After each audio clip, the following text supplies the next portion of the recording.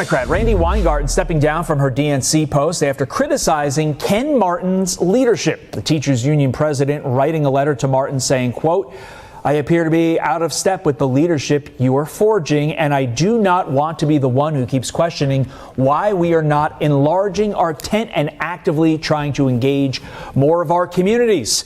Former Michigan gubernatorial candidate Tudor Dixon joins me now. And Tudor, for those that don't know, Ken Martin now runs the DNC. He had a little battle with his vice chair, David Hogg, and David Hogg's now out. Randi Weingarten's out. The latest example of the Democrat Party literally imploding at the seams, Tudor. Do they get it together before the midterms? Oh, I mean, right. It's almost like we're watching a breakup every single day now. But I think the more important thing to talk about here is that the Democrat Party is not radical enough for these people. We said that for a long time, especially during 2020 when Randi Weingarten was keeping kids out of school. She had a huge influence over our children's education, and it was for the negative. And yet people were saying, no, she's just a moderate Democrat. She's not a moderate. David Hogg was not a moderate. David Hogg was ousted because he was trying to primary Democrats that he did not think were socialist enough. This party is breaking right now because it's not the moderate old Democrat Party. They are moving towards socialism. And when she says she wants to include other communities, they're not American communities. And that's the problem. The Democrats don't want, they see why some of them see why they lost in 2024. And Randi Weingarten doesn't want to hear about it. David Hogg doesn't want to hear about it. And we may just see the party completely break apart. I didn't make my popcorn. I missed it. I need some popcorn. I need to go. This is our opportunity.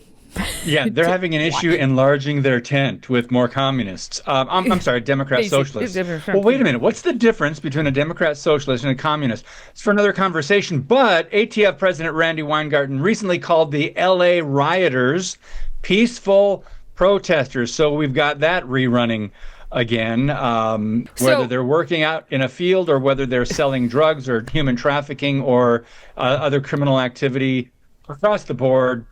I guess they defend them. Go ahead, Katie. Yeah, what Tudor was saying in that video is exactly what is happening. So Randi Weingarten, get this straight. She is very radical. It's not, oh man, the Democratic Party just doesn't represent me anymore. It's that the Democrats are too conservative for her and the likes of Mr. Hogg.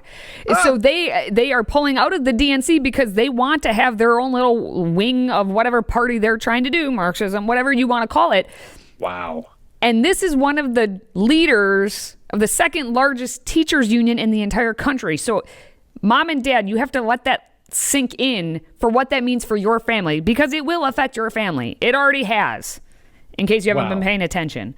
So the fact that Randi Weingarten, and you know what's going to happen is she's going to say, well, the Democrats don't represent me. And now she can use this as, I am for everyone. I'm not aligned with the Democrats anymore. No, I represent everyone, because as she said, she wants to make a bigger tent. Again, Tudor was right. That doesn't mean Americans. She's wanting any illegal immigrants to come in. But according to her, I mean, she was defending, getting out ICE and allowing illegal immigrants in. But then, David, did you see how she might have accidentally said something she didn't mean, and then she had to apologize? If one wants to fix the immigration laws, which they should be fixed, fix the immigration laws. Don't arrest workers. Sorry, God. Sorry, God.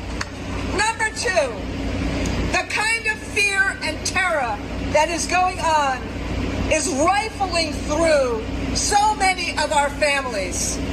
Becky represents the NEA. I represent the AFT. We do not want ICE in hospitals. We do not want ICE in schools. We do not want ICE in churches. We do not want ICE in workplaces. These are places where people are trying to create the promise of America. And what Donald Trump is doing is the fear of America. Gosh. Okay, I can't, anytime someone says ICE and you're like, we don't want ICE in hospitals. Actually, you need ICE when the people come in with their boo-boos. Same thing in schools. Kids are getting boo-boos all the time. They need ICE. Obviously, I know what she's referencing, but it just sounds hilarious to me. We don't need ice. Out with the ice. We need, I don't know, the warmth of hell. Is that what you're going for, Randy? Because that's kind of what you preach.